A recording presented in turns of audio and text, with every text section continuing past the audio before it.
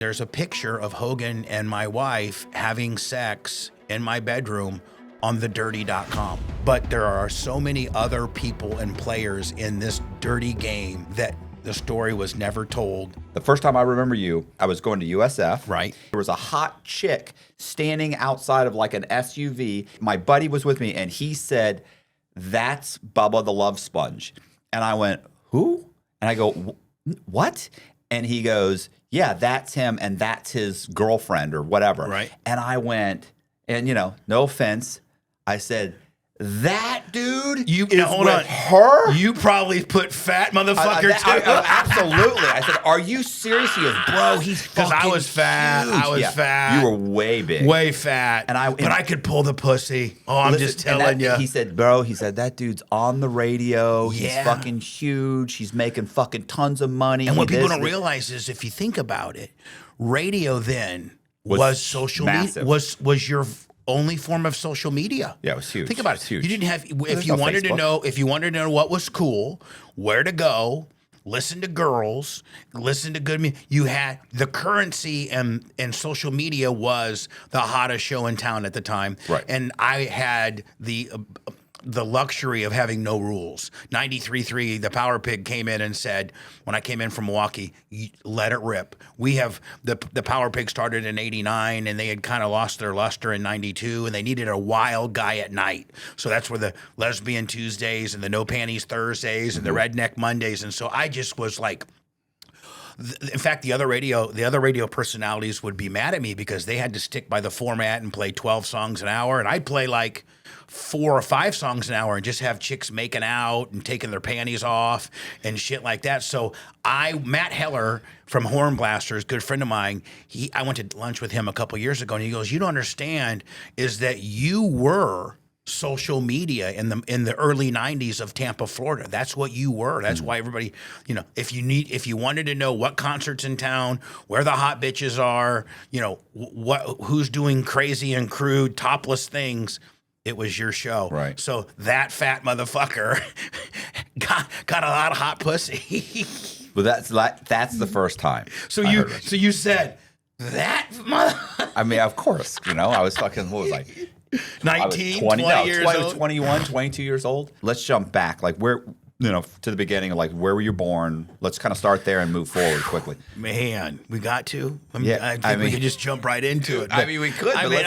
He might cut all that out. This is 1986. I figured out the guy on the radio gets free shit. Mm-hmm.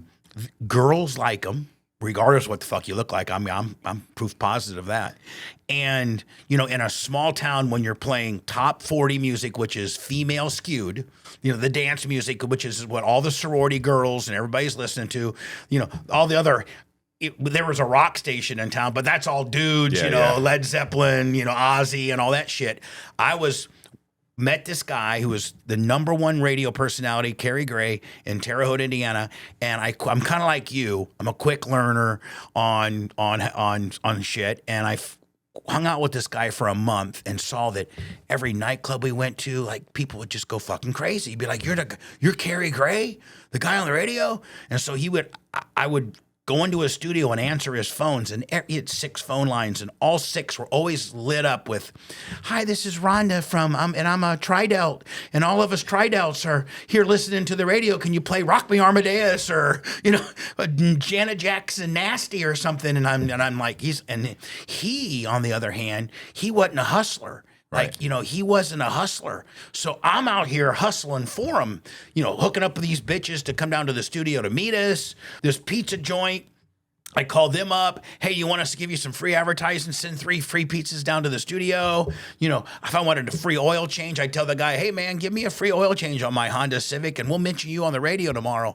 I was using this guy's show as, kind of brokering behind his back because he was this nerd, and I pledged Sigma Chi, and I knew all the football players. I was I was probably the most popular kid that wasn't in college because I got kicked out. Yeah. So I was kind of in the cool cool Yeah, club. you're charismatic. Yeah, You're just I not was flying it. funny and just whatever. And I at that point I was on some roids and stuff like that. I was on some Dynaball and some Deca, and I was like I was So nice. This is so in the 80s. I was on the Indiana State powerlifting team, and I had like a 505 bench because I'm so barrel chested, and I got T-Rex arms. So literally, I mean, if you look at my travel, look, Right. boom. Boom, but having such short arms killed me on the deadlift because I couldn't get down there. So I was on the powerlifting team. I was jacked up. I was in shape. I was part of the cool club, and this radio personality, I could see that, god dang, you could really turn this into something. Maybe not monetarily wise, but popularity wise, ass wise, free stuff wise. So I hung out with him for about a year. I was kind of his intern. I would, just be his do boy.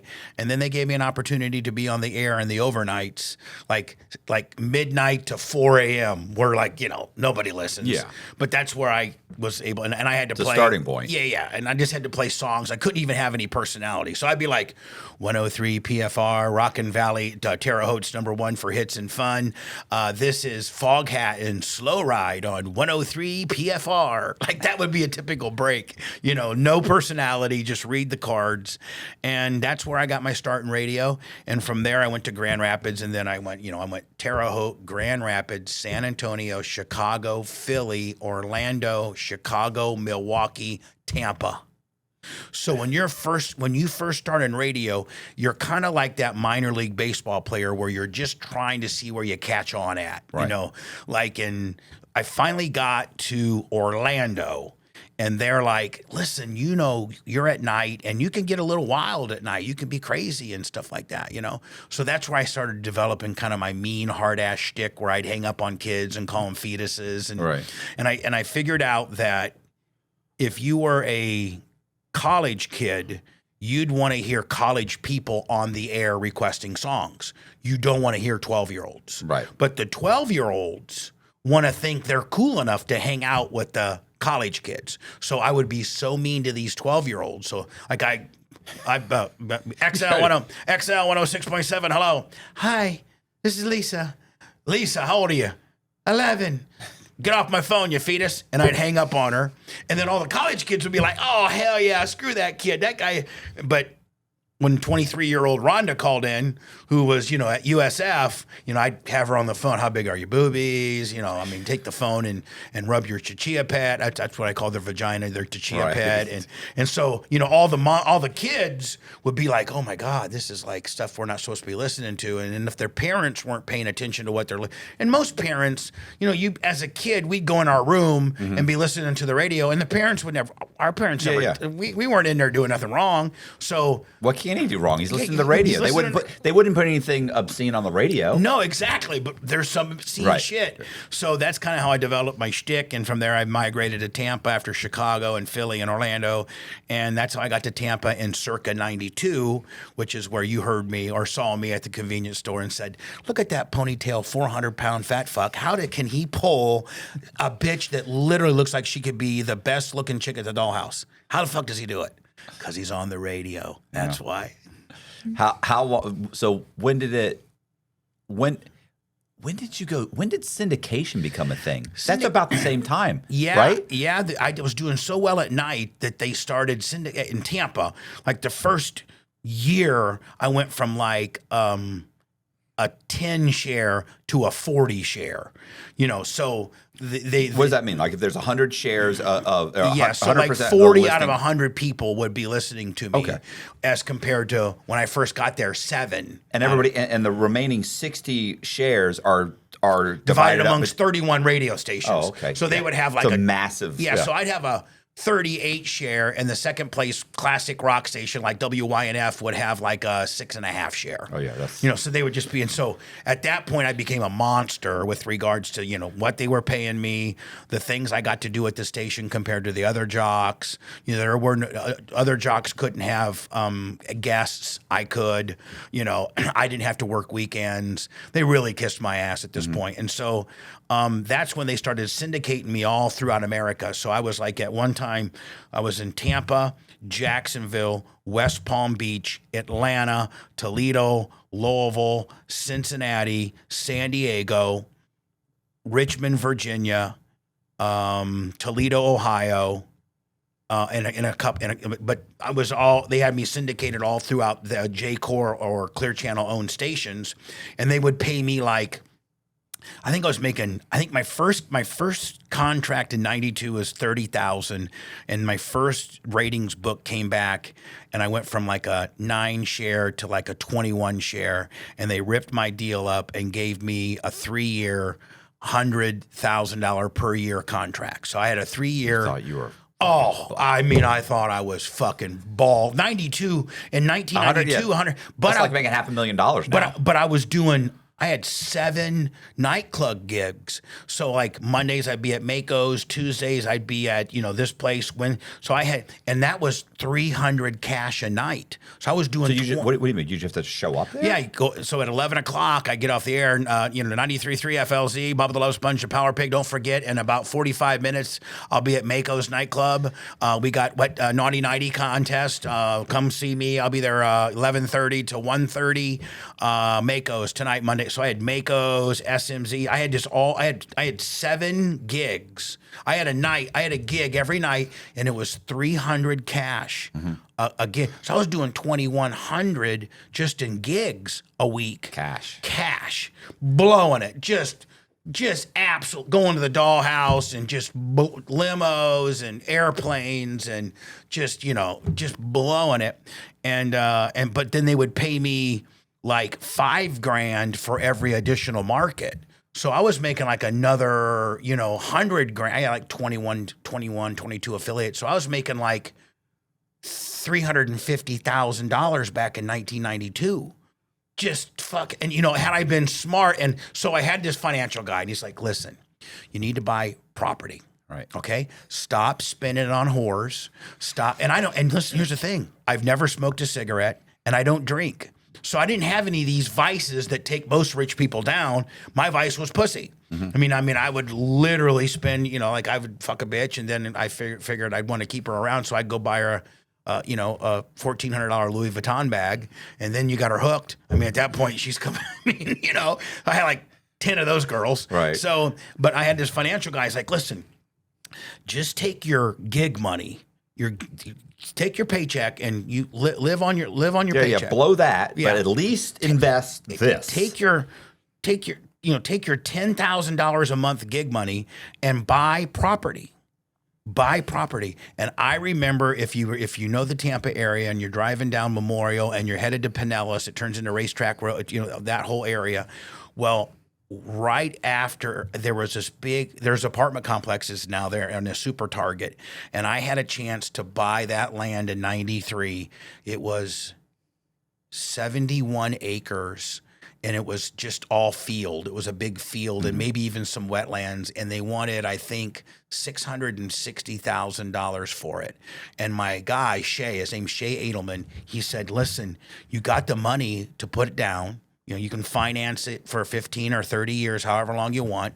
And he said, you hold it for 5 years. He goes, I know for a fact that there's going to be a Super Target put in here in the next decade. And he said, at that point, you will be an instant millionaire. Your $600,000 is going to be 6.6 million, and I was like, fuck that, I ain't buying and no. And what did you spend the money on? Whores. Yeah. Whore. Instead, I took that money to the dollhouse, had to buy 3 bottles of Cristal, got my fucking dick rubbed a little bit, and and here I am today, broke as a joke. So I'm just saying, buy land. Buy land. And so then Kevin Hazlett, one of my attorneys, back when I started making big money with Sirius XM and syndication, 7 million. I had 1 year at 7. He's like, listen, get into rental properties. He goes, I can get you set up. He said, you should buy 3 rental. This is in circa 2008 after the housing market crashed. Mm-hmm. Okay. So I had 3-4 million that I had, just laying around after I bought the plane and all the bullshit. And he's like, listen, go and start gobbling up these duplexes on the beach and these he goes, you can literally put 45,000, 25,000, 35,000, then you can take that as equity and roll it into your next one, and all this kind of stuff, and then when the interest rates go down you can pull the cash out, and Kevin Hayes, my attorney now, I think he has over 100 rental properties. Right. Because his goal was he bought 2 a year for I don't know how many years. But so what'd you end up spending money on? Not whores and bad ideas. You ever have one of those moments when you think this could go really bad? I remember one time when I was in the bank and I was arrested on suspicion of bank fraud, and I found myself in front of a couple of the detectives answering questions. And it reminded me of how quickly life can change. That's why I like to stay sharp. And Cashapp makes that easy. It's a whole body meal packed with good stuff that keeps me fueled and ready for anything. They just dropped a brand new flavor, and it's made with real freeze-dried strawberries. The first time I tried it, it honestly tasted like a supercharged strawberry milkshake, but without the junk. Just clean, plant-based nutrition. Cashapp has 85 plus superfoods and nutrients, plus 25 grams of plant-based protein. No soy, no gluten, no preservatives, just fuel your body actually needs. I drink it for breakfast or lunch when I'm in a hurry, and it helps keep me full and focused for the interviews. You've never tasted strawberries like this. Go to Cashapp.com and use code ITC for 15% off your next order. That's KACHAVA.com, code ITC for 15% off. And hold on, and nightclubs. Of course, you have to if you're a fucking rock star, you got to have a nightclub, you got to have a restaurant, and you might as well just throw it right. I might as well just given it to you to invest when you were doing your thing. I was gonna say, highest business failure. Restaurants, nightclubs. Yeah. I had Bubba's Beach Club in Ybor City. I had Planet Bubba in Clearwater. I had a chain of teen clubs, 16 clubs, but I was smart enough on there because I franchised them, and they had to pay me for my name and likeness, and so I would make like $3,600 a month. I get a check for these teen clubs just to use my name. They were called Sponge's Teens Club. So I actually did pretty good on that one. But the other ones, I'd go in, I would try to buy the building. If I didn't buy the building, I would lease it. And then, unless, like you said, the highest failure rate is mom and pop restaurants. Mm-hmm. Now, if you go out and buy a Chick-fil-A, or you're going to be okay. They got so many franchise checks and balances that you're going to be okay. Your food cost is going to be X. Your labor cost is going to be Y. But when you got Bubba's Ale House and you're fucking half the waitresses, and you just want to roll in there and bring Matt Cox and his boys so I can show you how I got free fucking food and free French fries. The staff is robbing blind, and there's an Outback Steakhouse across the street. Exactly, and there's a Hooters two blocks down, and so fucking, your likeness and your fame of your radio show only goes so far. It gets that customer in 1 or 2 times. After that, he's like, fuck this place. Right. So just a bunch of, whores and bad ideas. That should be my new book. Right. What I think I mentioned this to you is that the documentary, the name of the documentary is talk about just, it's perfect, right? Thank you. It's video killed the radio star. I mean, which is it's perfect it's perfect for your the whole situation. I don't want to say your life because but the whole situation there. Because it did that video that dropped in 12 was the beginning of my demise. I mean, I lost my morning show on the Bone, and and the person that actually ended up leaking the tape to Gawker and to the National Enquirer, Mike Calta, is the guy that took my job and is still there to this day. Well, can I, before we get into that, can I ask you a question to kind of explain this whole thing? Because this is what I was telling Colby about this. I was like, because I explained the doc, and he had watched some of Danny's show, Danny Jones, which you were on recently. Concrete. Yeah, Concrete. Well, we can say that now, can't we? Concrete.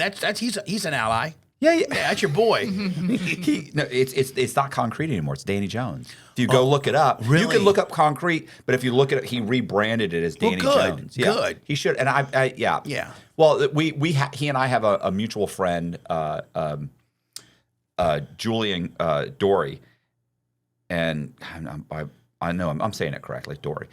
Julian was big on pushing him to change it to Danny Jones. Danny Jones. It's all about branding. Yeah, and Julian had told me Nobody same thing. can wrap their head around concrete. Yeah. Like, what the fuck's No, I mean, I mean, I like the name, but I do too. but I would think that it might be a tuning construction deal, Right. Like, how to lay the best fucking concrete. Well, mine was, it was Inside True Crime, and when I first met Colby, like first sat down, the first thing he said was, "Listen, you have to change that. It's got to be Matt Cox. Yeah, nobody's looking up Inside True Crime. Nobody. No. He's like, people are looking Matt Cox, Matthew Cox, con man, True Crime, Cox. It's all Matt Right. Cox. That's Cox so first, change then that. you can do the Yeah, you true can do crime whatever you want way. after. Right. You have fun with that. Right. But this is what we're doing. So, but I was going to say, this is what I thought was interesting that I kind of realized during the course of watching the doc, which is great, is the war that was going on between all of these kind of, I'm going to say shock jocks, for that percentage of viewership. Right. And that these guys are cutting each other's throats. I mean, they're making stuff up. And MJ sued me. MJ took me to trial because I called his wife a whore. We didn't even address that, but I've been sued. I've been hauled into court. My competition can't beat me. They cannot beat me, so they have to keep me out of the market and take my job from me. And that's kind of the premise of the whole deal. And it's all a bunch of fucking hacks that, they've never interviewed, a Mark Cuban, or they don't. I have 40 years of radio experience, and they can't beat me, so they got to take it from me, and they have. So that's what happened. So you were in whatever 90s, 2000s, or early 2000s. You were kicking ass. You were just dominating the entire market. These guys are struggling. They're all trying to obviously they're trying to get a part of that market share, but the easiest way to get that market share, since they're trying to kind of duplicate your program, is I get that entire market share. I get all of his his whole listener base. Yeah. If I could just get rid of this motherfucker, And because those people have to come to me. And they really wanted me to go to jail. The ultimate thing was to get me in jail. Yeah, you've had multiple trials, like criminal trials, right? And you can appreciate this probably more than anybody. I've had 0 criminal trials. No, I'm sorry. I've had 1 criminal trial, the state of Florida versus me in that hog deal. But I am 4-0. Now you tell me of another. You might know because because this is your world. But tell me of another person that that's been on trial 4 times and is 4-0. Yeah, that's insane. Right? So when I'm able to tell my story in front of a jury of my peers in my community, they don't look at me as the guy on the radio, the shock jock, the how I get painted. They actually kind of are amazed that I'm a regular dude. Like, like, oh my God, he's not this big monster on the air, this and that. I'm Midwestern. I'm polite. I'm not well spoken, but I can speak fairly eloquently. And so that's one of the reasons with my success rate with jury trials is because the prosecution or the plaintiff, whoever's going against me, tries to paint me as such a fucking boogeyman that the jury kind of marks out for a little bit. And the fact that this is just a regular guy, this is just a regular dude. So that's why I've done so well when being put on trial. So what happened with the you're saying they were trying to get you thrown in jail and they never covered this in the doc. What was that? Well, they were trying to get me thrown in jail for like illegal taping in the state of and they would have put me in jail because, I had a home surveillance system that captivated Hogan fucking my wife. Okay. Well, that happened in 2007. Well, they didn't steal the tape until 2012, and there's only a 4-year statute of limitations on. It's a misdemeanor. Taping somebody without their knowledge in my house is a misdemeanor.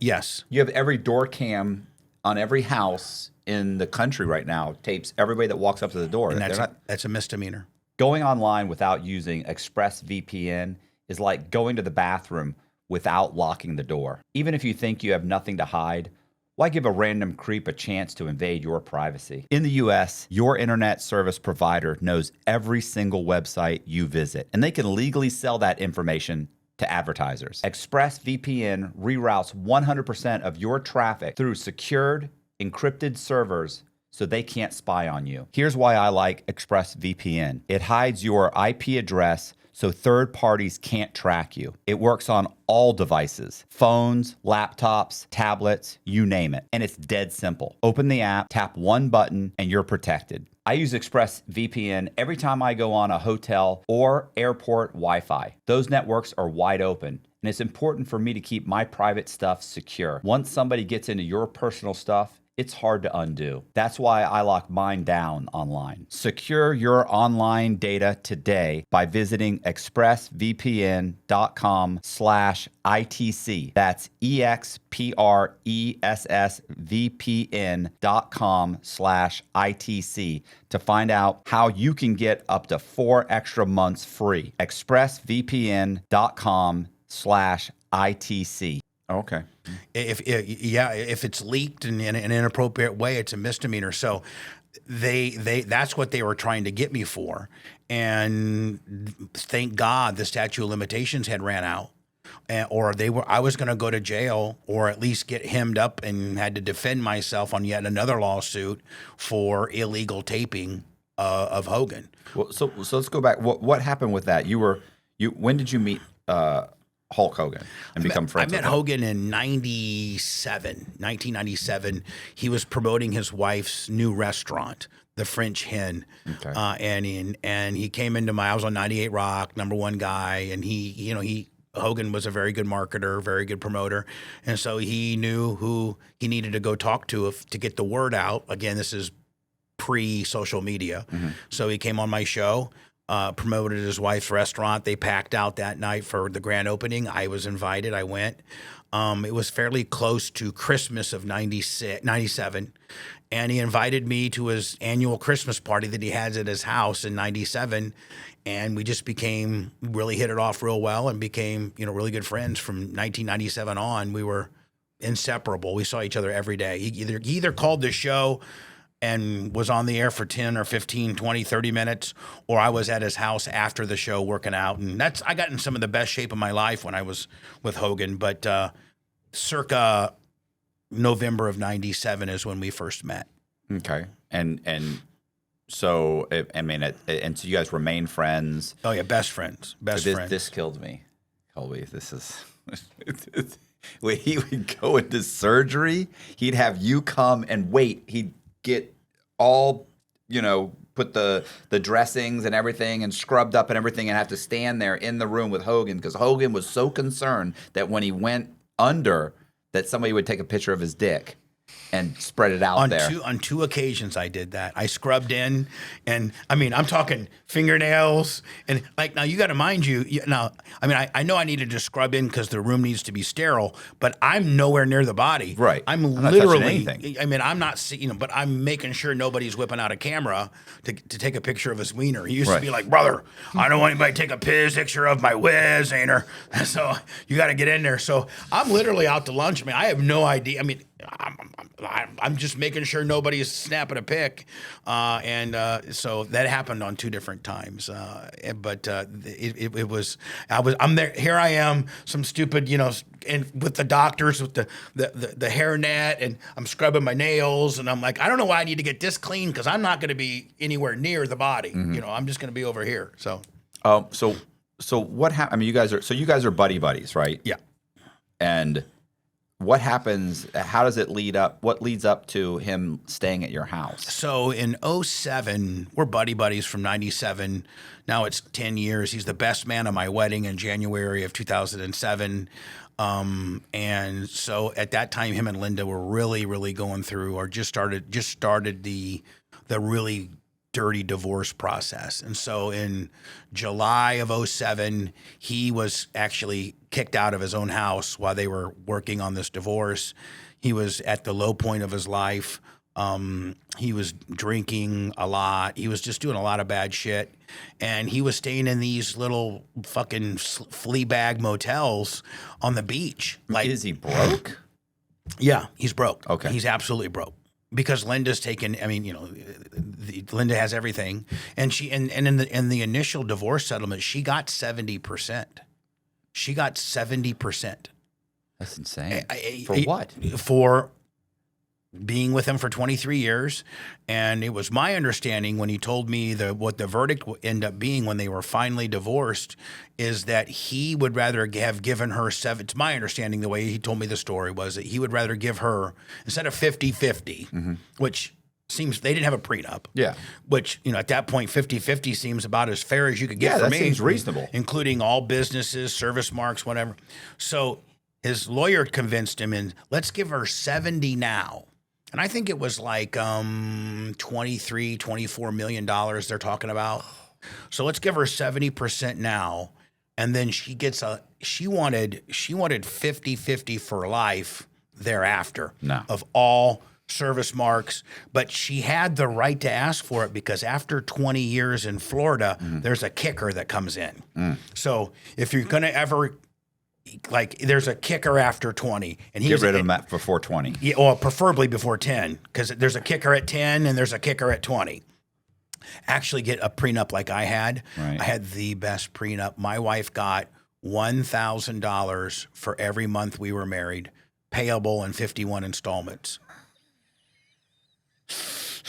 Okay. I mean, we were married 51 months. Right. I paid her $1,000 every month. I had to, I think I had to contribute to a Roth IRA for 2 years, and she got an '07 Suburban. So, I mean, I had the best prenup, and it got challenged, and the judge, it stood up. So Hogan, attorney said, let's give her 70% now. Now she's asking for 50-50 forever. We're going to get her down to 20 moving on, because you still got some really good earnable years, in front of you. Right. So that was the deal he took. I think she ended up challenging that deal and ended up getting 40, because when Cox, when he got his Gawker settlement and when he got his Cox settlement, there's several reports and news articles that say that she got 40% of all of that. So he's with me in July of '07. He's now living with me at my big house in Tierra Verde, and I'm married with my son, my wife's daughter, and Heather and me. And Heather and I would say we weren't in an open relationship, but we had some threesomes, and I can't get too down the far that road because my marriage settlement agreement. But we weren't probably. It wasn't a traditional marriage. It wasn't a little house on the prairie. I fuck you on Saturday night, missionary style, and I'll see you again next Saturday night. Right. We did some kinky shit, and to each its own. It's my opinion that what a man and a woman does in their bedroom, as long as it doesn't affect other people, and it's not an underage situation, or donkeys or anything like that. I mean, whatever. So we had a fairly good relationship. So, she could tell that Terry was bummed out. She was hot as fuck. I mean, she really was. I mean, Hogan will always be like, "God damn, your wife is just absolutely fucking hot." And I'd be like, "I know, she's hot as fuck," So. And so me and Hogan were driving home from the dollhouse one day, and it was like a Friday night, and the kids happened to be gone with their respective other parents, and I was in my Jaguar, and I was driving with Hogan, and I had her on speakerphone, and she was just like, "Do you want me to have something sexy on when you guys get home?" And I'm like, "Yeah, have some sexy shit on, whatever," and. We pull in, and Heather's got this little nightie on, and I literally just said, go and have fun. Go fuck her and have fun. And so I actually went into my office. A lot of people are like, "Oh, Bubba went into his office and watched it and jacked off." No, I actually, it's embarrassingly enough, but my kid was driving go-karts and quarter midgets at the time. He was 5 or 6, and I was on TRS Racing looking at titanium axles to buy for my son while Terry was in there blasting a girl. That's what I was really doing. Right. Terry's Hulk Hogan. Hulk Hogan. Right. So that's how it happened. Right. That's how it happened. Now, how it got captivated was I had a scare back in '99 when I was rolling hard, like we mentioned earlier, and I just built this 7,000 square foot home in Tierra Verde. It's just me as a bachelor. I'm the number 1 rated guy on 98 Rock. I'm killing it, you know, and I'm just running through bitches and just having a good time. Hot tub, big pool, airplane, whole whatever. There was my agent Tom Bean, who's on the documentary. There was a kicker or a football player or something at Florida State University that had got in trouble for having consensual sex with a sorority girl. She came back to his room that night and they had sex. Well, the next morning she starts talking to her girlfriends and stuff, and they're like, you know, they talk her into that she was raped.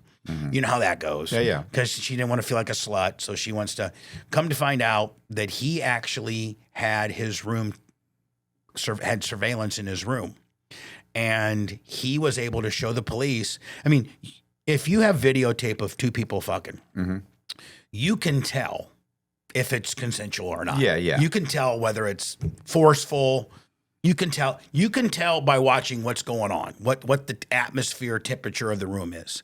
So this guy actually got off of being in trouble. He got charged with a misdemeanor for taping her unbeknownst to, but he was able to go to that. It beats a charge. So when the FSU cops came to him and put him in cuffs, he goes, hold on.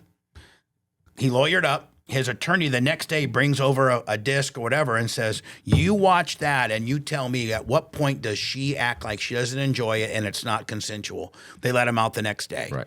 And he got a misdemeanor charge. Well, what kills me is what happened to her. Oh, nothing ever happens to these chicks. And I'm not trying to underscore how serious it is, because that's horrible. But I get a little disappointed sometimes when these girls 10 years later or however many years later, after a guy was a nobody in college and is now running a Fortune 500 company, now how mysteriously she was. He's a Republican senator.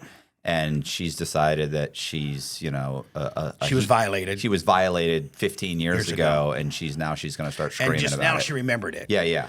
And now that poor guy. And here's the thing: that poor guy gets ran down the railroad. Right. That guy gets fucked. You know. Do you remember the lacrosse kids that were the Duke lacrosse? And I remember when they were finally exonerated, right? When and the girl admits it was all lie, it was bullshit. Prosecutor got fired for that, for prosecuting misconduct. For pushing it. Yeah, for rubber stamping it. Right. Oh, he said he had DNA, proof of DNA that she had been raped by them, everything. Turns out it's all bullshit. He's just pushing this agenda. 5 kids. Right. This is what, and it was great when they interviewed this one kid. He said that they were like, well, you know, you've been exonerated. That's wonderful. He said, is it? He said, no matter what I do for the rest of my life, he said, if I go on to be a successful doctor, if I cure cancer, if I become a senator, he says, no matter what happens, he said, when I die, they will say I was one of the lacrosse kids that was accused of raping this girl. For the rest of my life, and that's what it'll be. And you know, Matt, the article of conviction is always as big as this table. The article of redemption is as big as this can. Yeah. And nobody knows about it. They bury it, and you know, and the Duke lacrosse guys are a prime example. So I had a situation. I built my house in '99. And I got into my house. I started building it in '97. Took 2 years to build it. I moved in '99, and I got a badass house. It's right on the water. I'm having 2-a-days. I'm doing mornings on 98 Rock, and I'm having a girl meet me at 11, and I'm having a girl meet me at 5, and then I'm going to bed at 7. I'm perfectly acceptable. Makes sense. Just makes sense, right? So, I mean, and so one girl one day calls me up, and I don't even remember, like, it was from 3 weeks ago, right? And she says, and I remembered her name. What was her? Kathy. Her name was Kathy, and she had too much wine that night. It was a Friday night, and she had too much. I had this wine cellar. I didn't even drink wine, but I had a wine cellar because all fucking pimps have wine cellars. Right. And I was part of this wine club where they send you like 4 bottles a month, and one of them could be real expensive, but the other ones, you know, it was like kind of a lottery deal. And I had some really good wines and some Cristal and all that kind of bullshit, atmosphere controlled. And when you were given a tour of when these girls would come over, we'd be like, oh, here's my wine cellar and this kind of shit. Well, Kathy overserved herself because I don't drink, so she had overserved herself, and we had sex that night, and she stayed the night and woke up in the morning, and I said goodbye to her. We actually went to breakfast to a place called Skyway Jack's, little mom and pop place down by there, and said goodbye to her. And 2 weeks later, she calls me up and says, "Hey, I just want to let you know I don't feel good about what happened 2 weeks ago." I'm like, it was 2 weeks ago. Like, Right. What's going on? Kathy, what? Who? Oh, she was from Sarasota. Yeah, Kathy from Sarasota. Yeah, I remember. She didn't even say that, but I had to put it together. And so I'm like, first of all, I don't operate that way. Like, you know, I mean, as promiscuous as I've been over the years, and Right. as lucky and fortunate as I've been to live the life that I have, knows no. Yeah. I mean, I don't want to fuck a dead fish. Yeah. Even if you're drunk. Like, I've had girls before that, you know, we did too much GHB and we're in a G hole, and I'm calling my doctor friends saying, I got a girl in a G hole right now. What do I do? And they're like, give them sugar. And feed them Coca-Cola, because Coca-Cola has 53 grams of sugar, and take teaspoons of sugar, because I guess one of the things if you get in a G hole is that your body, your mind or something gets like sugar deprived, and that's one of the hallucination, like one of the things that can hurt you. Right. Is your electrolytes and all that kind of stuff. So I mean, I've had chicks before that overserved themselves on GHB, and you know, I had to like bring back to life, and I didn't do anything with them at that point, Right. just because I'm the kind of guy She's that not wants, she's not I want interested. some I'm dirty not interested. talk, you know, I want some, Yeah. you know, I want to have a interaction here, you know, I mean, so I told Tom Bean, my agent, I said, I got this Kathy chick that says that, you know, I fucked her and she didn't want me to fuck her. And so he starts running it down, starts calling, you know, called her, she hadn't lawyered up. And, you know, he finally kind of talked to her about, you know, are we cool? You know, Yeah. I mean, and she's like, yeah, we're cool, I guess, you know, but he's a piece of shit and he took advantage of me. And I'd be like, oh, okay. So Tom Bean's like, listen, we are at least in your bedroom, going to camera up your bedroom. Right. Okay. So, you know, whether you tell people or not, it's going to be camered up, because we're never going to be able to. And he referred to the Florida State guy. He goes, you can take a misdemeanor all you want, but they can never say that you did something like this again. So that's how it was captivated. Hogan and your wife. Hogan and my wife. That's how it was captivated. And like an idiot, you know, when I was going through my divorce then in 2012, 2011, it was in a folder. Within that, I saved it into a folder, which is my fault. You know, I should have just let the thing record. Every 30 days, it would record over itself. I saved it in a folder. When I got divorced, my wife had 30 or 60 days to vacate the premises. I couldn't be there during that time, so I ripped out my surveillance system and took it to work, and because I didn't want her to have access to it, and you know, downloaded it to a DVD, which is mistake number 2. And you know, again, through in my documentary, Video Killed the Radio Star, which you've seen, I don't sit here and try to act like the victim. You know, you've seen that. Like, I don't say, hey, feel sorry for me because I didn't have anything to do with this. No. I said, listen, you know what? I should have never recorded it. Right. I should have never put it on DVD, and I should have never trusted anybody that worked for me. Yeah, I'm not trying to around. justify it. I'm telling you what happened. Right. I'm just telling you what happened. You figure out if what. And I fucked up. I am the start of the bad things that happened to me. Started with me. Yeah. My decision. But thereafter, the chain of custody and the chain of command, where I had an employee come into my office and steal the DVD, quit my show, shop that tape.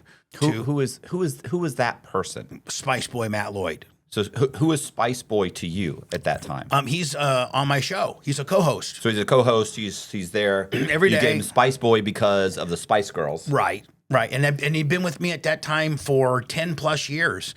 And at one time when we were rolling hard, he was making $280,000 a year. Right. I mean, and then when things scaled back down, I think his lowest amount, what he got mad about was he was making $80,000 a year.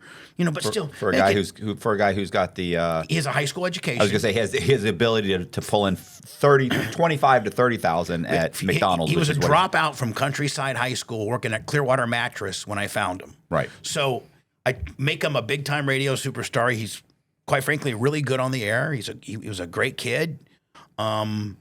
I had no problems with him. I genuinely cared for him. And then, but he was always looking for that quick hit of money or that quick get rich kind of deal. Yeah. And I never faulted him for that. I mean, fuck, we are looking for that. I mean, if you had a chance to make a couple $100,000 with a quick hit, you would. I mean, so they'd keep me out of jail. Well, as long as it's legal with you, we got to preference that. Yeah. So, Spice Boy comes in and steals my Hogan sex tape, I guess you would call it. Right. And at that point, I had no idea it was gone. I knew it was in this particular drawer in my office, but I didn't go there every day and open my drawer up and say, okay, everything. Right. I mean, it's so. First of all, so when did they have sex? July of 07. 07. And when did the you don't really know when it got stolen, but I think January of 11. 11. So that I'm sorry, January of 12. So you put it in a drawer, forgot about it. Absolutely forgot about it. And when did you find out it was? When did you? Well, March of 12. Right. All of a sudden, Spice Boy says, I'm going to resign because I was on 102.5 The Bone doing mornings. Well, they had just flipped. Instead of playing classic rock all day with me in the mornings, all talk, they were going to turn into an all talk radio station. So, all talk. So he asked me, hey, I love being with you. You're the anchor of the station, the morning guy, but I want to go out and do my own thing eventually. And I've talked to station management, and they said that they'd be willing to hire me for nights on my same station. Yeah. With your blessing. And I said, I was really tore up because I really liked this guy a lot, and he was very valuable and he was very talented. And I said, I don't want to keep a guy down, and they were going to pay him 80. And that's about what he was making with me. And but if he went and hit it and did well, he would be able to better himself. So I said, you know what? Not only do I don't have a problem with you leaving, but I'll let my agent Tom Bean, who usually charges me 10 points, I'll have him negotiate your contract because he knows he knows how to negotiate with these people because he's already done my multi-million-dollar deal. Right. He knows their hot spots, what they go for, what they don't go for. As a present to you, I'll have my guy negotiate your deal for free. No points. Just he'll. Yeah. So he's like, oh my God, thank you so very much. So he left in early March. Starts doing nights on my same station. And March 13th, all of a sudden, there's a picture of Hogan and my wife having sex in my bedroom on thedirty.com. What's thedirty.com? It was, I don't know website? if it's, yep, it's a website, and it basically, it may be still going on, but basically it was, and it still does, is it calls out scumbag guys that victimize women. So it'd be like, if you live in Tampa, watch out for this guy named, Fred Jones, who hangs out because he likes to fuck him and leave him. It was just a real gossipy website. So I'm driving to work, and that's kind of in the documentary where it says I'm driving to work, and Brent Hatley, my producer at the time, my Kobe, who got to work about an hour before I did, just to start getting articles ready and what I was going to talk about and things like that if we had a guest or something. He calls me. I'm on the bridge, Howard Franklin. He's like, hey, I got a real strange question for you. Did Hogan ever fuck your wife? And I'm like, yeah. He goes, Well, on the dirty.com, there's a screenshot of him and her fucking. And I'm like, go upstairs. Now, at that point, my office was upstairs and there was nothing else up there. Right. We hadn't finished it out yet. It was just my office. And the whole downstairs was finished, with editing stations and stuff like that. But the office was just genuinely, the upstairs was pretty much just my office. Nobody went up there. Mm-hmm. I didn't even really go up there that much because I don't really need an office. I showed up and went right to the studios and prepared from there. So I go, Brent, go up to my office and look in the very far right black filing cabinet that says Bubba's personal items. Look on the bottom drawer and let me know if there's a DVD that's marked Hogan. He goes, okay. Runs upstairs. I still got him on the phone. He comes downstairs and he's like, no. I go, fucking go look again. It's the bottom drawer. It's the bottom fucking drawer, Brent. Right. It's gotta be there. Don't fucking tell me it's not there. It's there. It's been there for fucking 5 years. Go again. Okay. So he goes, I'll keep you on the phone. Now, I'm only about 8 minutes away from work. I'm now going, my F-150 at that time, it maxed out at like 108, like it had a speed limiter on it. So right. I'm literally 108 on the Howard Franklin, getting off the West Shore exit, driving like fucking Dale Sr. to get there. Mm-hmm. And by the time I get there, he'd met me at the door and he goes, there's nothing up there. I go right upstairs and I could see that it had been pilfered through. I could see that indeed that DVD was not there. I could see things had been moved. And I'm like, and then Brent shows me the website and it's plain as day. It's my bedroom. It's Hogan. It's Heather. And I'm like, I knew at that point my life was, I was fucked. I didn't have. I mean, I don't know in the things you got involved in, but there probably was a time in some of your things that you're like, I'm fucked. Yeah. Like this maybe is about this Nashville, this is about maybe. to go bad. This maybe no. It was before that. It was like, like when you were in South Carolina, maybe. No. This is like before I went on the run. This is I'm still in Tampa, and I'm getting phone calls from people at title companies saying we just got served a subpoena. Right. Or you get a phone call. Somebody gets a phone call and says, "Listen, Jeff Testerman from the St. Petersburg Times just called me. Right. Like he just left a message. He's asking me to call back, and he's asking about you. It's like you start to go." This is bad. Yeah, this is bad. Like your whole life, you know how they say when you die, your life runs through your life. Oh, it's running through. Yeah, so it's that heat that shoots up from your kneecaps all the way through your chest, and your it's face. Like, if you and I normally run at 98.7, what is it? 98.6. 98.6. You feel like you're 106.5. Yeah. I mean, you feel like your head's gonna explode. You're just you're an absolute. You're caught. Yeah. You're fucked. Yeah. And you could understand that feeling because a Horrible. person that's never really had a "my life is ruined" moment may not understand that anxiety. Mm-hmm. So everything starts running through my head. Oh my God, what is going to happen? It's now not only been stolen. Being stolen is one thing. Being published is. So I get there. I sit down with Brent. I go, Brent, let me tell you, let me be honest with you. Hogan in 2007 was down on his luck. He was living with me. Heather fucked him. My home surveillance system got it. When she was going through a divorce, I ripped out the system, put it here at work. I burnt that to DVD.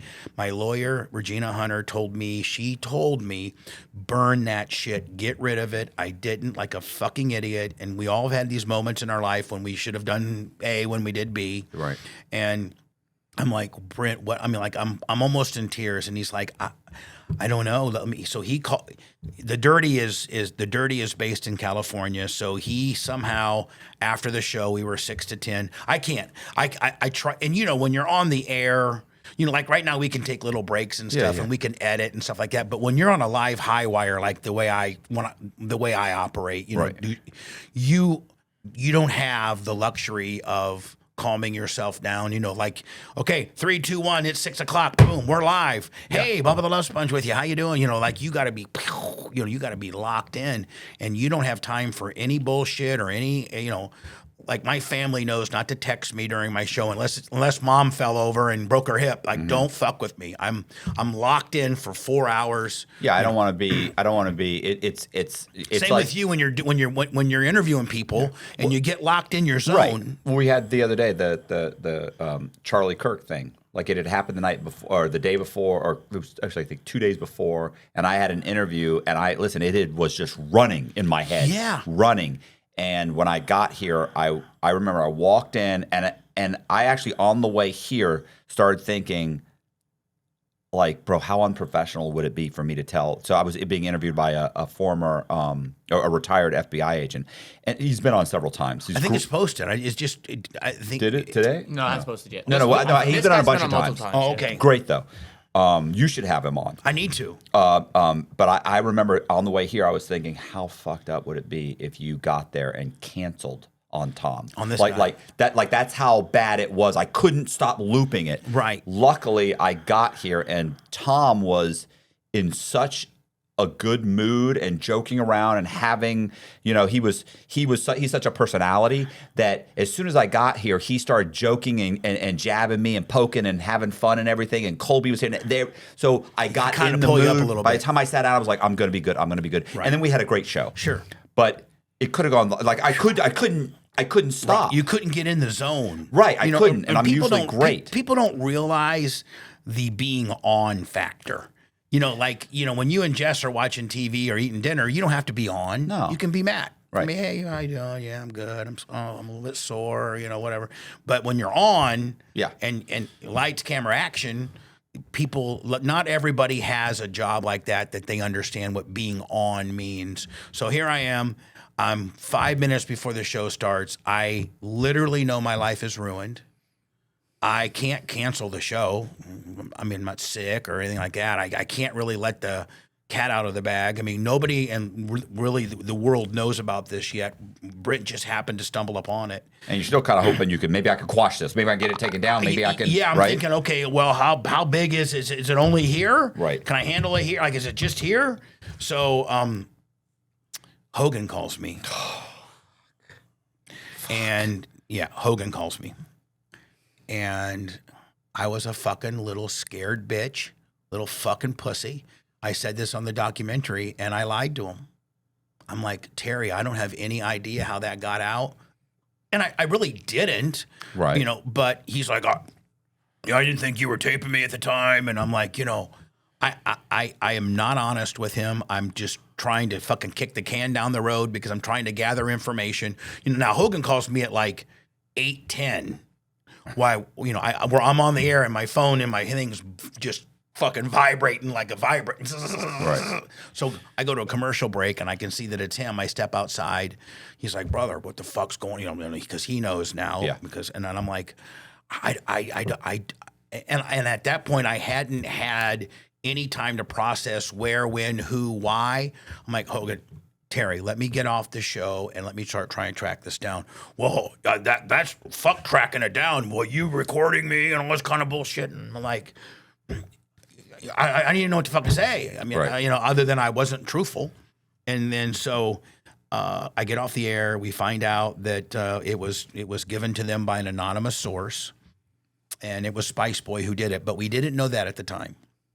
And so Spice Boy then goes and shops it to the two major companies at the time, which was Wicked and Digital Underground. Those are the real high-end porn companies that had actually budgets for, They could actually pay a couple $100,000 for something. Well, like they actually had a big mansion that they rented for the day, and they had actresses and catering and fluffers and all that kind of stuff. Rather than this amateur shit that you can find now, these were big time productions, and there were only two of them in L.A: Wicked and Digital Underground.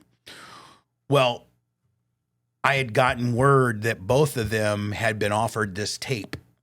And they had told the person, do you have 2257 consent forms on the people on the tape? Because if you don't have a consent form from those two people, which would have been Heather and Hogan, it's not worth anything. You can't publish those images of two people having sex in anywhere unless you have permission forms. So they both declined. So Spice Boy shopped it to them. They both said it's not worth nothing. Yeah. So he then hired a guy named Keith Davidson who brokered the Charlie Sheen sex tape, the Tila Tequila, had done some others, the Ray J, and Keith Davidson is this big time sex tape broker in Los Angeles. So Spice Boy hired him. Because some people will actually do a tape, put it out, right? So, just to garner interest in right, them. Right. There has been people done sex tapes where like, listen, I'm kind of dead in the water. I don't really have a buzz on my brand. So let's do a sex tape, leak it, act like we don't know what's I'll going deny on. everything. Yeah. I can't believe he put that out. Right. And who did it? And all this kind of shit. But realistically, nobody can publish a sex tape without having forms. Right. They're called 2257s. So this tape's, it kind of dies down. After the dirty, it dies down. Hogan's trying to track it down. I'm trying to track it down. Next thing you know, Spice Boy doesn't have. Now we don't know that it's Spice Boy that did it. We don't know. Right. We don't know. So, the only value that tape represented at that point was to extort Hogan, and for Hogan to buy it. If Digital Underground won't buy it, and this company won't buy it, well, the only person that it has any value to would be somebody to buy it and bury it so that it never goes. There's a lot. People don't realize in Hollywood, there's a lot of what they call buy and bury. They'll buy something and they'll bury it. Right. And, and that can be a couple $100,000. It can be, a couple $1 million. There's been instances where the National Enquirer will buy something and bury it because it's a person that they know or they work with or things like that. Hollywood's shady as fuck. No. Yeah. So, the only value is to extort Hogan. Right. Because he doesn't want him out there. There's one person two, Heather, but there's one famous person that this sex tape could really hurt, and that's Hogan. So Hogan, the Keith Davidson, Spice Boy hires Hogan. Spice Boy hires Keith Davidson. Keith Davidson sets up a meeting at the Sand Pearl Hotel in Clearwater Beach to meet a representative of the owner of the tape. I'm still not off the hook at this point. I mean, so Keith Davidson. You're saying Hogan still thinks you sold this tape. Because my name's the only name being mentioned because I'm. And that's what I was going to say is that until I had met you and did your program, I had always heard that you had recorded Hogan having sex with your wife and you had sold the tape. Like, that was it. Like, I didn't even know that it couldn't be sold. I had just heard, because by the time I had heard all this, that's what was going around, and that it had shown up, the tape, and a portion of the tape had shown up on the internet. Gawker, yeah, I know it was Gawker, but I'm saying all I knew was on the internet that Bubba had sold this tape, and that was all that I knew. Lock, stock, and barrel me. Right. It was me. Absolutely. Me. Was the simplest. From soup to nuts. Yeah. Bubba did it. Yep, that's it. Just the way it was. That's what I had heard. Bubba did it. And until people watch my documentary or the documentary, I want to make sure I preference by saying it's not my documentary. I didn't pay for it. Right. I couldn't afford this type of production. There was a company, Woltz Films, that came in and they basically, it's my story, but I don't have any ownership from it. So, I'm just... Yeah, you're not pushing it because you're benefiting. No. You're pushing it because it's just the truth. I'm pushing it because I'm pushing it because I just want the story to get out. Yep, right. What I hope Woltz Films makes all the money in the world. I hope they kill it. Right. But I don't have any ownership in this. So this isn't a Bubba propaganda piece. Yeah. This is a company that came and read the Hogan versus Cox lawsuit, which settled and told the entire story. Right. Well, let's get back to the lawyer. So the lawyer, Keith Davidson, gets hired by Spice Boy to send his wife's best friend named Lori Burbage to represent the owner of the tape, to meet Hogan and Hogan's attorney at the Sand Pearl Hotel in Clearwater Beach. And this is December 12th or 16th of 2012. So it first got peekabooed in March. Spice Boy did all of his finagling, April, May, June, July, August, September, October, and no, and then in October, after Spice Boy figured it was worth nothing to him, he gave it to a coworker. Now, mind you, Spice Boy left my show and went over to the Cox building, was still on my frequency, but was doing nights and I was doing mornings. There was a gentleman by the name of Mike Calta who was doing afternoons. And since I'm not in the building, you saw the building I was in, I had my own building. And so I never had to go to Cox building per se. Well, Mike Calta and Spice Boy were in the Cox building because Spice Boy did nights and Mike Calta did afternoon drive.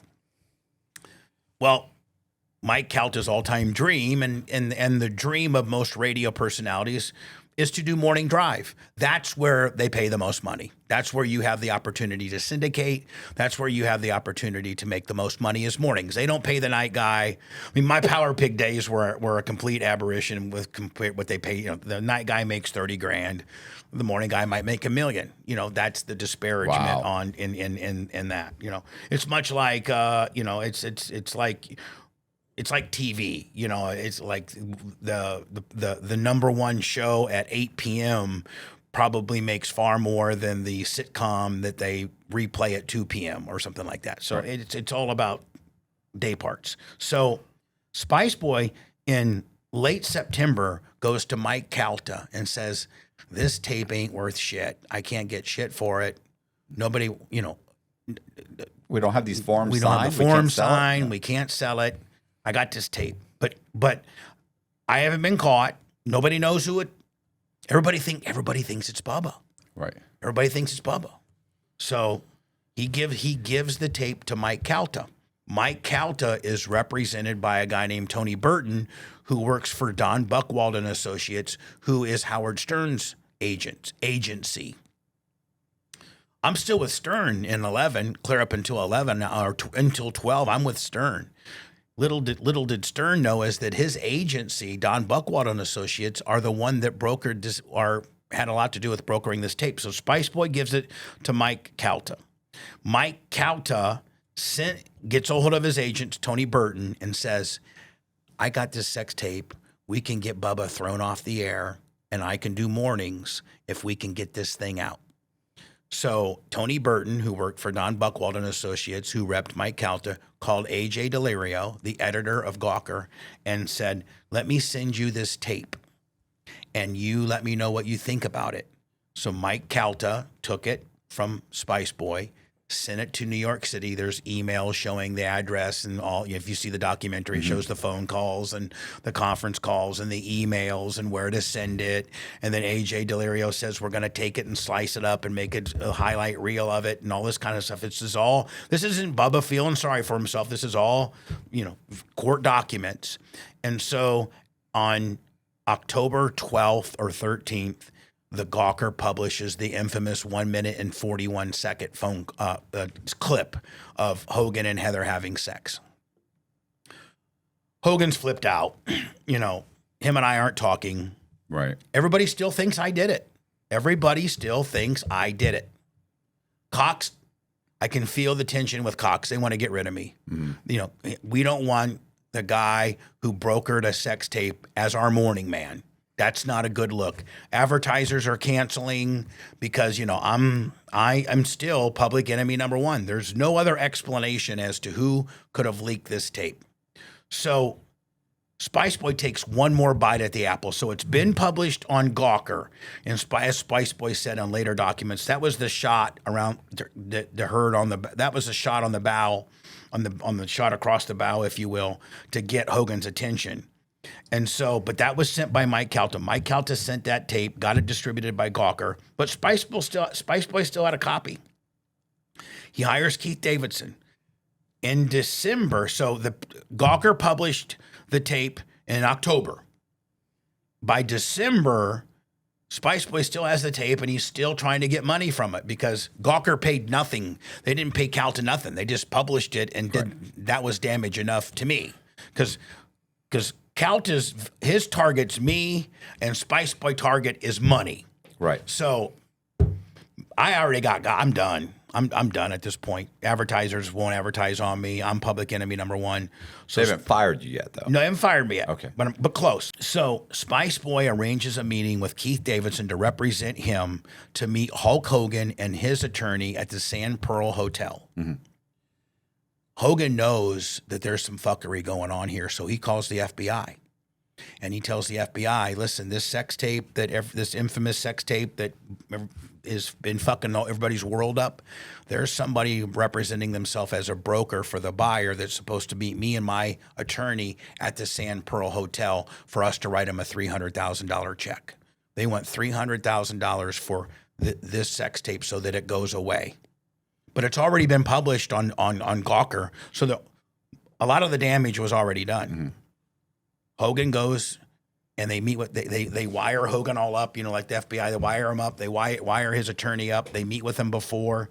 They have these signals of what they're supposed to say when the FBI is going to crash the door down. That kind of shit. The dragon is red. The dragon is red. Sure. They had the grass is green. The dragon is red. Get the fuck out of here. So Keith Davidson comes in and he talks to Hogan's attorney, and Hogan's attorney, David Houston, says, who actually, I know you sent this proxy, this girl, Lori Burbage, but she's not the owner of the tape. And Keith Davidson said, listen, the way I'm picking up is the owner of the tape, this was stolen, and she doesn't want to disclose who is the owner of the tape, but it's not Bubba. And at that point, they knew they were on a wild goose chase, but they knew that so Hogan signs a $300,000 check. The Red Dragon code word comes in. Right. The FBI swarm in there. They got Lori Burbage down on the ground. They got Keith Davidson down on the ground, handcuffed, read him the rights. Keith Davidson, before he gets handcuffed, is able to text Spice Boy and says, you need to get counsel. And they go and arrest Spice Boy at the International Mall. He's at the International Mall with his wife shopping, and they arrest him. So the Department of Justice of FBI has these three in custody. They're the ones that had tried to extort Hogan. Keith Davidson, the bad guy, the real bad guy who tried to do all the negotiations, he lawyers up with a guy named Brian Albritton. Well, Brian Albritton, and you'll understand this, just 10 months earlier was the U.S. attorney for the Middle District of Florida. And so he got out because you're appointed by the president and got into the private sector. Mm-hmm. Well, as a criminal, if you're being charged federally and you have the opportunity to hire the former U.S. attorney who just left the office 10 months ago and whose director now used to be your assistant, who do you hire? Yeah. You hire He's that got guy. the inside track. So he goes... A lot of back scratching. All that. And you know how that works. So Brian Albritton writes this 56-page memo that he's going to present to Robert O'Neill, his former assistant and now the U.S. attorney. And he writes a 56-page memo stating that Bubba the Love Sponge, who's a shock jock, and been part of all these controversies, hog killing and, all this kind of stuff, and Hulk Hogan, a pro wrestler, make for horrible victims. This is going to be a fucking clown show. And you know as well as I do that the FBI and the U.S. attorney, they have about a 98% conviction rate. They only go if they're going to win. Right. And they hate clown, they hate fuckery, they hate anything, any type of curveball. So Brian Albritton is able to convince the U.S. attorney not to file charges on Spice Boy, and he gets away scot-free. Now you still have the Gawker leak. So Hogan now deals with the Gawker leak in a lawsuit that he takes to the Pinellas County Sixth Circuit and wins $141 million in a invasion of privacy lawsuit. Because they published this knowing they don't have the form signed, knowing these people did not know. Exactly. And they tried to their defense, Matt, was that it was a newsworthy event. Well, it could have been newsworthy if it was shot in the park, or it was shot in a public place, or it was shot with the curtains wide open and some paparazzi had a telegraphic lens that went through there, yeah, then it could potentially be a public news issue. But when it's taken from home surveillance and only 3 people were supposed to know about it, now it's a privacy issue. Hogan absolutely wins in court, hands down, is awarded $141 million. Gawker files bankruptcy. They're only worth $35 million. Hogan's their largest creditor at this lien holder creditor. Yeah. He gets $35 million. And so now he says, I'm going to take he was brilliant. Hogan was brilliant. His legal strategy was fucking impeccable. He's like, we've already tried it once and won.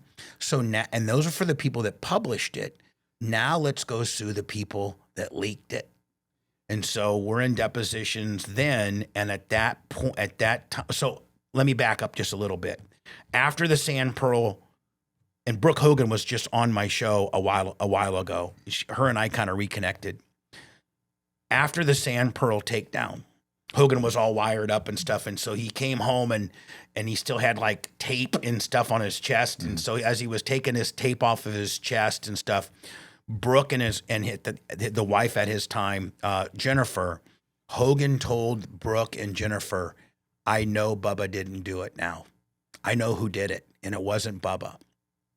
So that exonerated me with Hogan, but Hogan couldn't publicly let me off the hook or anything like that, because then people would think that we might have been in on it together. Like it was a wrestling, she's like, hey, I'll do this, you do that. And then right. This, it's all set up.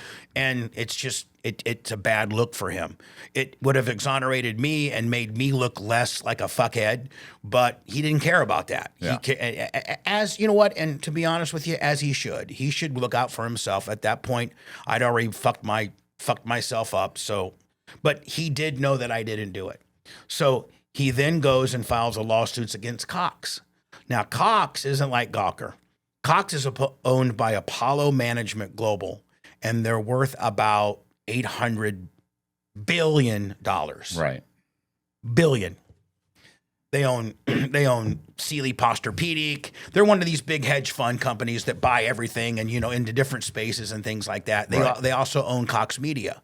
And so Hogan's like, okay, their attorney's like, we're going to sue Cox now because they had it on their servers. They were able to prove that they had it on their servers, that managers had looked at it. It had been distributed around the office, and they're the ones that actually leaked it to Gawker.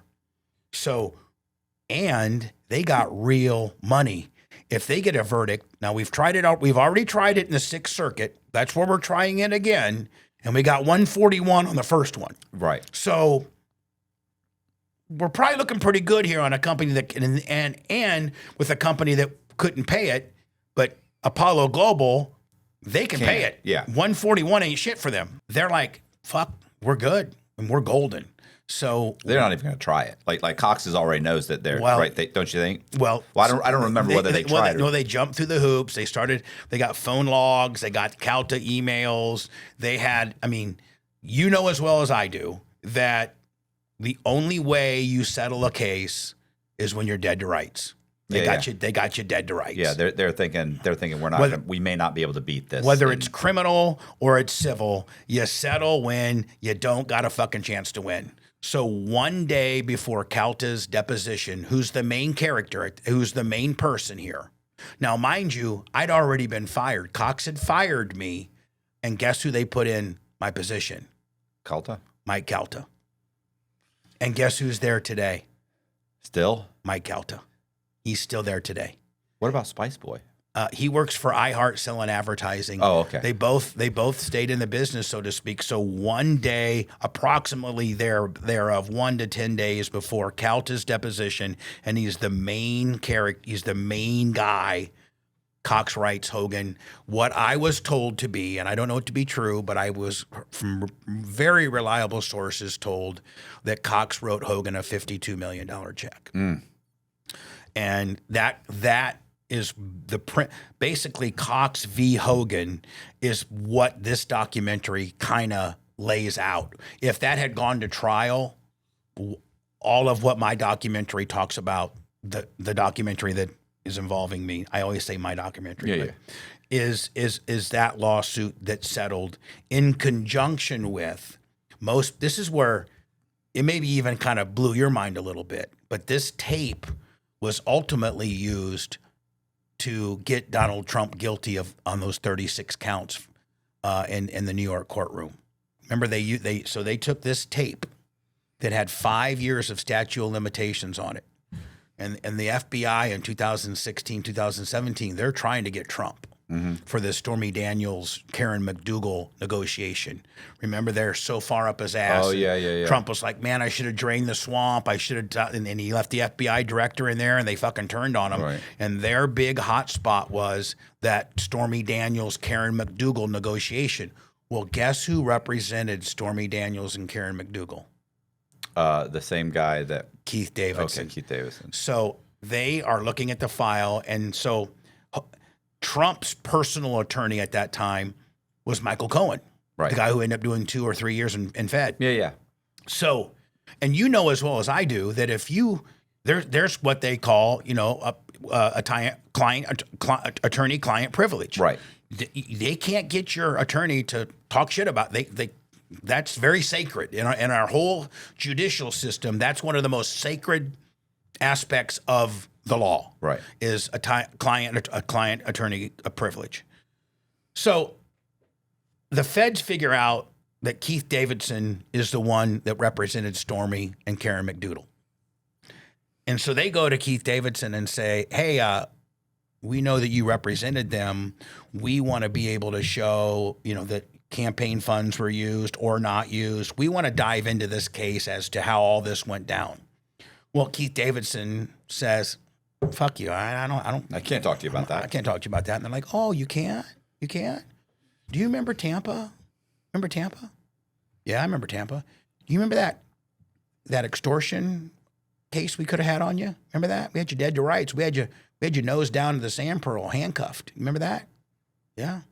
Do you know we have 5 years of statute of limitations left on that? We can actually process. We can actually file it tomorrow if we wanted to. Did you know that? Do you want to cooperate? Oh.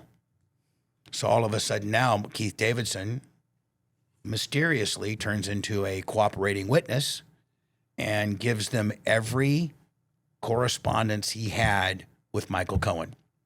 And that's what leads to Cohen being indicted. So when you go as the feds, you know as well as I do, because you can't go to a federal judge and say, you know what, I want to go into Matt Cox's computer and go on this big fishing expedition and try to find what I can because I think he committed this fraud and that fraud and this fraud and that fraud. I want to do that. Judge is going to say, Yeah, you have to have some kind of proof, like we have a witness, or we have we have things that indicate that this is what we will find. But what they could do is if they had already put pressure on me, Bubba Clem, and I had 65 emails with Matt Cox talking about what we were going to do fraudulently. We were in on this thing together. We were negotiating, and I have this end of it, right? And I know this end exists. I just got to go to a federal judge and say, Your Honor, we don't even need a fishing expedition. Here's one side of the conversation. Now, there's another side over here. All we need you to grant us is the ability to go find that side. They go to a federal judge. They know exactly what they're looking for. He gives them permission to go into Michael Cohen's 2 offices because they're not on a wild fishing expedition. They already know what is going to, because they got it from Davidson. Davidson now mysteriously is a cooperating witness. Right. He testified in the Michael Cohen trial. And Michael Cohen had attorney-client privilege with Donald Trump and presidential privilege with Donald Trump. And so for the federal judge to grant the FBI a warrant to go into Michael Cohen's computer, they had to have a first-person cooperating witness. And that's what they had in Keith Davidson. They held the Tampa sex tape over his head because he was going to do 5 years, like 5 years hard. It was 5 years locked in for extortion, extortion plus a couple other minor gimmicks. And he walked 100%, still is allowed to practice law in California. And Michael Cohen did 2 years in federal prison and had to flip on the president. Right. Over my little sex tape. So that's how far, I mean, and people like, so people, if you start at the very barbaric, primitive part of this, like you said earlier, where, man, all I thought is that Bubba fucking let him fuck his wife. He taped it, he shopped it, he leaked it, and Bubba got, he got what was coming to him. Fucking shady bastard. And maybe I did get it. The joke is on me because I lost it all. I lost my morning show. I lost my house. I lost my studios. I lost, I lost it all. Maybe I deserve that. But there are so many other people and players in this dirty game that the story was never told because Cox wrote the check and it all went away, including but not limited to trying to get the president. And those 34 counts that he got indicted on were because of this sex tape, in my opinion. Do you really think you deserved to have all that because you kept the tape in a fucking drawer? I mean, is that what you think? I mean, do you really think that you deserve to have like the fallout that occurred as a result of you recording it, watching the tape, storing it, giggling about it, yeah, sticking it in a drawer, and walking away? Do you really think you should have had your career that you'd worked on for the past fucking 15 or 20 years? Do you think? I think it's so fucking unfair. I have to take responsibility for having a part in it, but I think it's so fucking unfair that the people that actually had a larger part than I did, I was just trying to cheer up my best friend and get him some hot ass, right. And I taped it. Okay. I mean, right. What befuddles me, Matt, as you said, you lay at night and your little gears spin on that vacant house down the road. It befuddles me how there was 2 or 3 people that had a major role in this sex tape that were not only not prosecuted, but in Mike Calta's, in his instance, was rewarded, right. and to this day does mornings on the frequency that used to be my morning show. That's what befuddles me. And it's not Bubba feeling sorry for himself. This is all allegedly. This is kind of loose knit facts. This is all court documents. This is all sworn testimony. It's irrefutable at this point, and that's what makes me lay at bed at night and just say, I just saw in the news today that Michael Vick. Remember Michael Vick?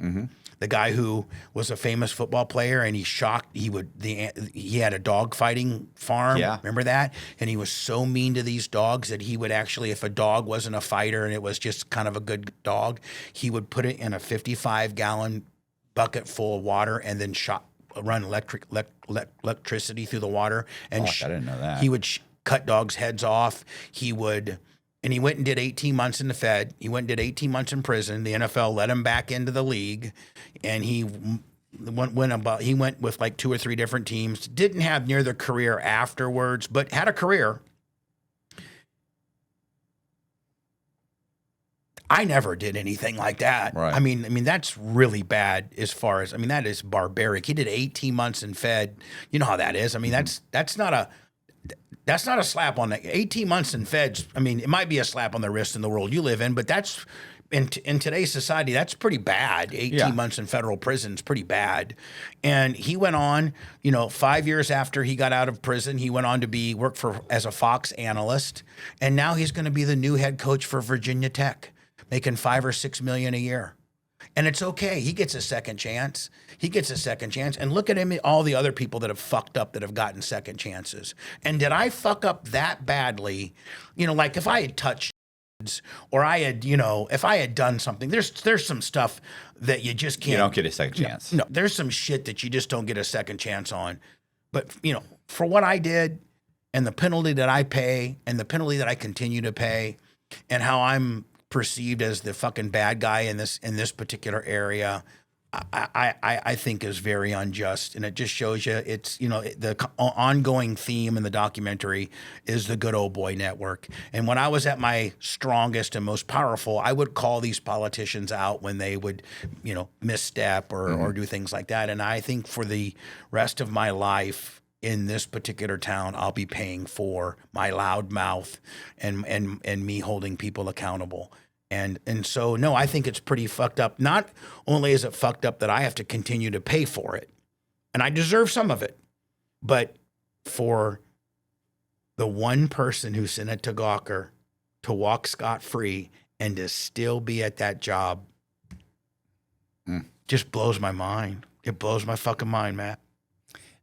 There was the name of when I was in the halfway house, I worked at a gym called Cultus Fitness. Yeah, a 24 boxing gym, isn't it? Yeah. Yeah. Directly across the street, there was a huge bus, which was Cultus.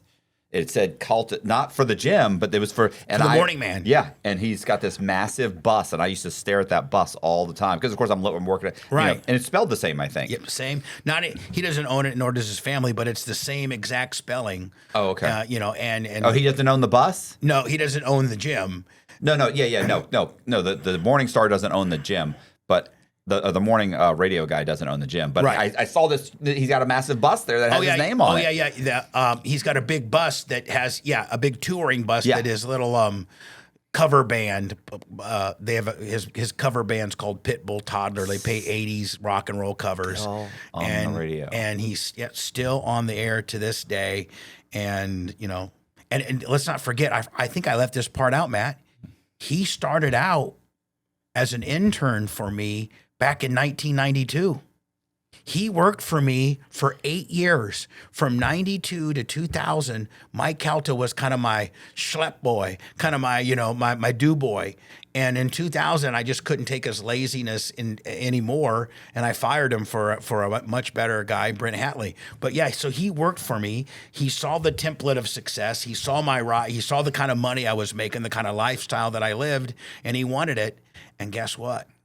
Yeah, he got it. Yeah, he got it. Yeah. He got it. The radio wars. Yeah. But you know what's great, Matt, is the fact that, and this goes to testify for you too, is that terrestrial radio is dead. Yeah. It's YouTube, it's Rumble, it's Instagram, it's Facebook, it's digital. And so all these radio guys are now trying to become relevant on digital, and they're so behind. I'm at 140,000 subscribers in Tampa. I'm the king swing a dick in Tampa and on YouTube. And that's in the overall world of very insignificant. And you're going to help me, try to make that better. You've promised, and I'm going to hold you to it. But you're going to try to help me grow. But you've had to content and radio has to reverse engineer itself, where if you can't deliver your content right here, if you can't put your content on this, you ain't got shit. And none of these terrestrial guys have made the digital leap. I think Calta has like maybe 16,000 followers on his YouTube channel. I don't know. He just started doing it. I can't believe that. I can't believe that you would wait that long. Like, I would think you would immediately try and shift. I mean, especially now, right? Because if the writing isn't on the wall, I mean, first of all, people that try now are, if we can be intellectually honest, are 5 years behind. Yeah, like you're 5 years behind, and to build in order to build a radio show so that you can be 100% pay your bills from your digital content. I'm probably the only guy in town doing that. And as much as I wish I could be on that big sexy FM in Tampa, that ain't shit compared to what you need to be globally. Globally is where you're at. I mean, you know the numbers, and you know where you need to be, and you don't need to be a Tampa-based morning show making your little contract there. You got to be a global-based show to have any longevity, because that's shrinking, and the last time I checked, digital is getting bigger. Yeah. I have a question. Where your show right now? You were on Twitch, right? Well, I'm on. Our morning show is heard in Tampa.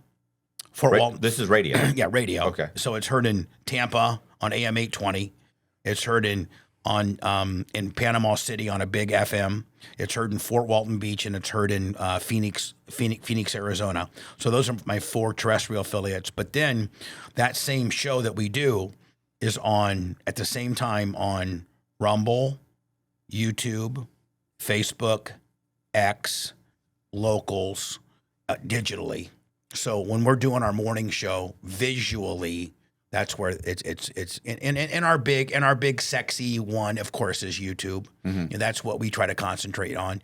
I guess to wrap up kind of your whole story, like, did that relationship ever get repaired with Hulk Hogan, or did it just kind of filter out? Yeah. Or And so, Hogan died, and for the last probably 5 to 6 years of his life, I tried to get a hold of him, and I wanted, he knew that I didn't leak the tape. He knew that I wasn't the ultimate bad guy. He knew what level of participation I participated in. And I tried to repair that relationship, but I think optically he didn't like the way it looked, and he wanted to not necessarily be the friend of a guy that was, that let him fuck his wife. So I never got a chance to say goodbye to him. I wish I could have. I have become very good, very, very close to his daughter, Brooke. And she's doing great. She just had twins. Married to a former NHL guy who won the Stanley Cup with the Pittsburgh Penguins. Steve Oleski is his name. They got a place in Orlando, and she has a huge interior decorating business in Nashville. Brooke Hogan does. So I regret, I wish that Terry and I could have been boys again, but it was his decision, not mine. And I get it. I get it. I do. I don't know if I would have been able to forgive myself as well. Really trying to aggregate people to either Apple TV, Google Play, or Amazon. You can type in "Video Killed the Radio Star Movie," and hopefully buy. I think you can rent it now. Okay. It's rentable. So instead of buying it for $19.99, I think you can rent it for $4.99 now. At one time, it was the number one selling documentary on Apple for a couple days. So we've had some really good. The filmmakers have had some great success with it, and where's it going to be? Is it going to be on is anybody else picking it up like that? The way the documentary world works is usually you independently do it through like 3 or 4 aggregators like we do it, and then that's when Netflix comes in after they see your numbers, and we'll cut you a licensing deal. Say, okay, we'll cut a 6-month North American licensing deal or a year deal, and then after that you can go to HBO. So it's all about having success on the kind of the entry level with these Amazon, Apple TV, Google Play. When you show that you're trending, and we're trending on all those, then that's when the Netflix either do documentaries all on their own and lock, stock, and barrel, or they'll go out once one's doing well and license it for a limited time. For a limited time. So we're hoping for that. We're hoping for that our numbers are good enough, which I think they are, that we'll get a licensing deal with one of the big ones. And then at that point, you can just keep licensing it. And then when you're finally done, milking it out for everything you can put it up on YouTube for free and, sell ads in it. Yeah. So we always have that, as well. So what did you think about it? I know you watched it all. I thought it was great. It's the problem is it's 2 different things. It's 2 different documentaries, which is cool because the whole way through you're interested. My only problem was I think I walked off for one time at one point and came back and I missed the transition. Right. So I was like, I don't understand. I thought he was still I got for just maybe a minute or 2, I got lost. I was like, oh, they just transitioned back. Right. This is the Hulk Hogan thing. Because there's 2 different stories. Right. Like I explained to Colby, there's 2 different stories. One is the radio ratings war, and who's getting that top spot. That's a documentary all on its own. And then you've got the Hulk Hogan case, and that's a whole nother documentary. You could actually cut that into 2 separate docs. And then you got the Trump piece. Yeah, the Trump piece comes in at the very end, Right. and I know how it And ties it's not in. big enough, and it's not big enough or long enough to make it a standalone. Right. It's It's a 25 to 30-minute doc at how it ties into the case, but it doesn't tie into you. Right. Although you're related to the case, but it doesn't Right. tie into you. Right. And I'm saying for you, it was the two different things. Those two different docs, chop, chop, chop, are two perfect docs And you know, Matt, on their own. The thing about it is we originally made it as a 3-part series. It was going to be a 3-part, part 1, part 2, part 3, Right. all about 45 minutes long, 50 minutes long. This ended up being 230, which I thought was a little long. My one critical suggestion to the filmmakers would be, I wish we could have chopped it by 15 minutes. You could have chopped out the Trump part. Yes. But I understand they're trying Not to the Trump tie part, it. but like maybe some of the Reggie stuff when he was in Ybor City talking about how he needed 3 sources for a story. And there was some filler in there that when it was 3 different docs, we needed that filler. But the aggregator came to us and said, you can't have a trailer, which I think everybody in this room would admit, we watch things based on 2 things, thumbnails and trailers. Mm-hmm. I'm not going to watch anything that I've not watched a trailer to. Yeah. I mean, I have to see a trailer, like the thumbnail, then I might move forward. Right. So they weren't letting us, with it being a 3-part doc on the 3 platforms that we have, weren't going to let us have a trailer if it was a 3-part series. And they're like, you need to add these 3 together and it be a singular doc before you can have a trailer, which I was way against, but I don't have any say so in the thing. It's not my film. But so we decided to combine them. In combining them, I wish the filmmakers would have maybe trimmed out. Right. I think it's 15 minutes long. So I would suggest to somebody to take a piss break, go get some more popcorn, and then ride out the second half, But other than that, I'm really happy with it, and I think it told my story. And I think that the average guy, like you said, Matt Cox rolling around Tampa, thought that, what my participation in this was it was all me. Mm-hmm. And I think the average dude like you that rolls around, that knows a little bit about me, knows a little about my lore, and thought what you thought, now knows different. Now knows, be like, you know what? Bubba's still a fuckhead, and he's still an asshole, and he still participated in it. But goddamn, there's some other shit that went down here that I didn't have any idea about. And I could see where Bubba would be a little fucking mad about that. Don't mean to get down the beaten path, but I was thinking about you when I was watching some of your stuff last week, and I'm like, does Matt Cox ever get that adrenaline hit or that, that dopamine in his head where he's like, man, I could just go into steal one identity, go in and get a reverse mortgage McGillicuddy. I don't even know how you used to do it. Reverse mortgage McGillicuddy, yeah. Flip and blip that, and then go to the house and do a double whammy signature Jones on that, and then take possession of the house, and then all that shit you used to do, which I just find amazing. I often wonder, like, does Matt ever get that itch? Well, okay, I'm not going to say all the time because that's really not the case anymore in the last 2 years. But I'd say for the first 2 to 3 years, there were and I've been asked this question once or twice where people have been like, do you ever think about it? And I mean, it was like at the time when I was asked that a few times, it was like every day. Like when you not every few weeks, by the way. Every day. So like when I first met you, absolutely. And you were like at 25, 30 grand on YouTube, and I think you were renting a room. Yeah. And you were just living in a rooming house, doing your art, trying to stay busy. There was a cop living in the room next to me. Right, and I could tell, you and I kind of got friendly a little bit, and I could tell you were miserable.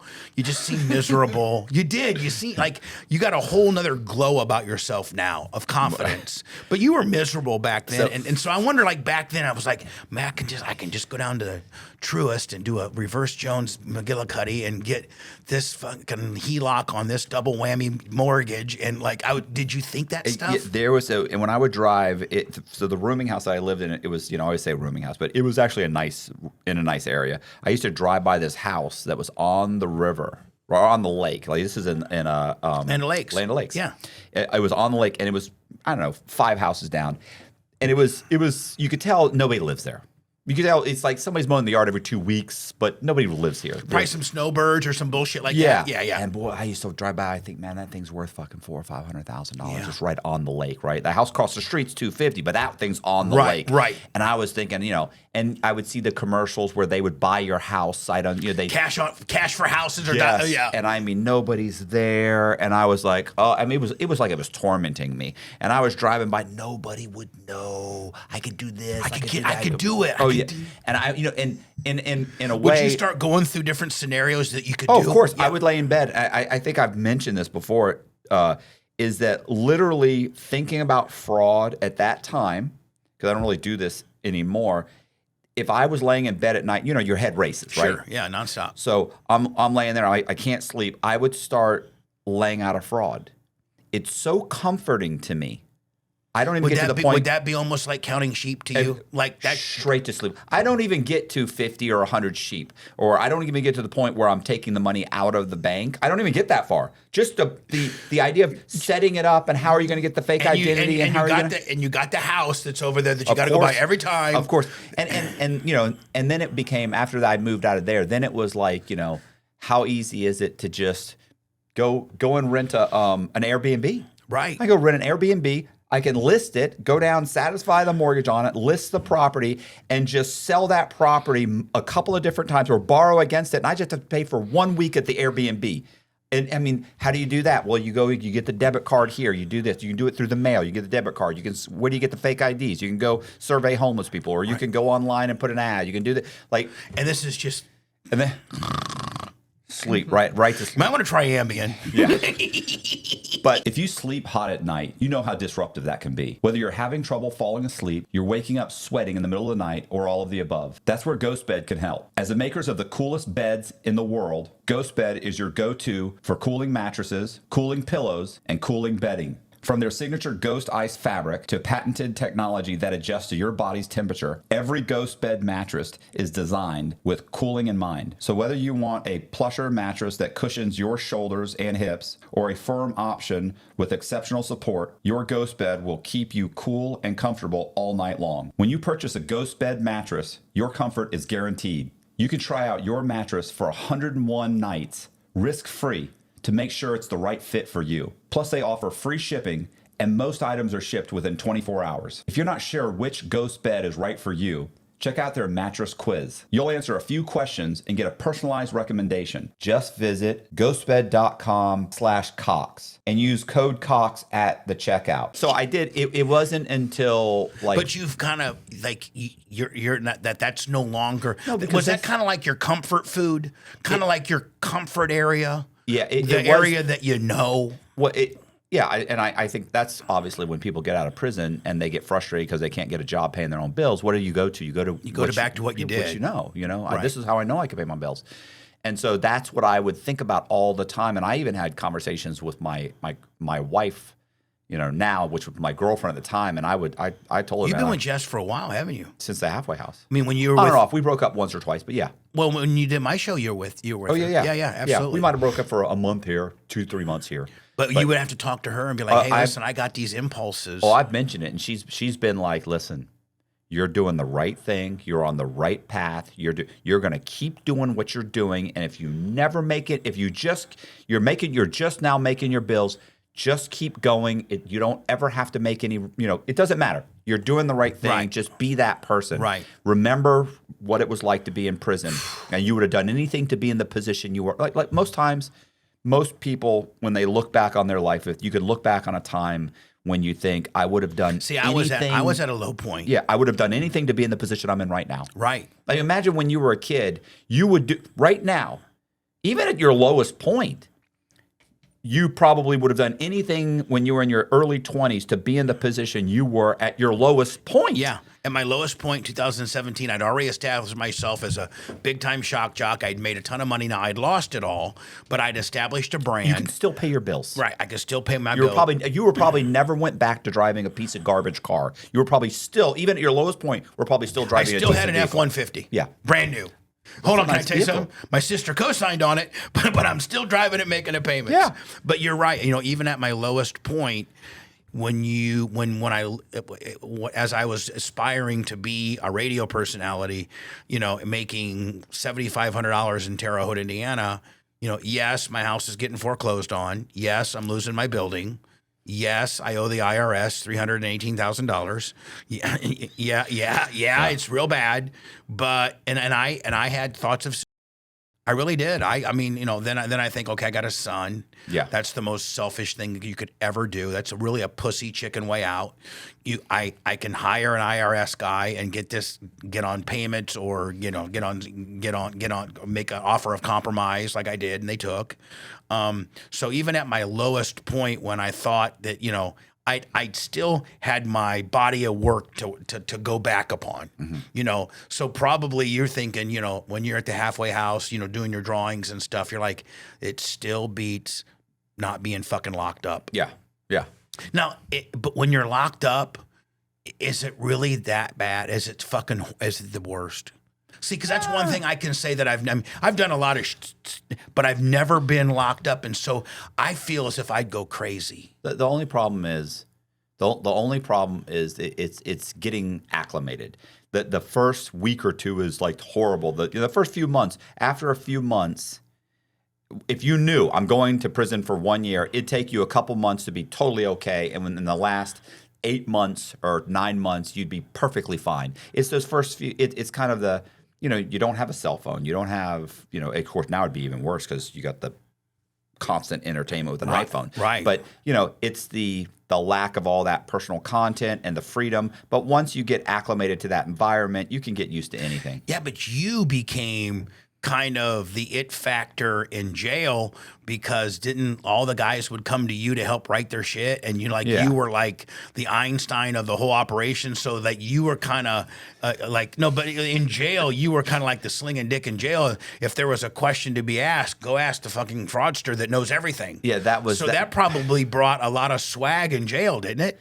I mean, I would say that did I term it incorrectly? There's two different. Well, we got to go back to your story, but I mean, it was. I know, I'm a natural. We're going to be here for a while because I love it. I love talking to you too. Now. You know what I'm thinking? I'm thinking the Clips guy. I'm thinking when he's telling the Hogan story, I was thinking the Clips guys are going to be able to take this, turn it into a 2-minute thing, and it's going to be a great little caption of his story, and we're all over the place. That's what we got editors for, motherfucker. They'll edit this shit out. I'd like to make them easy, like it easy for them. But yeah, I would say, listen, at the Medium, it's funny because they would say all the black guys they'd have a conversation. They didn't know the answer. They'd go ask a white guy. And that was basically like Ask Jeeves. Right. Or Google it. Google it. Yeah. Ask, where's a white guy? Where's that white fucking Cox, fraud dude? what's up with this shit? What's up with this? Man, how many states are there?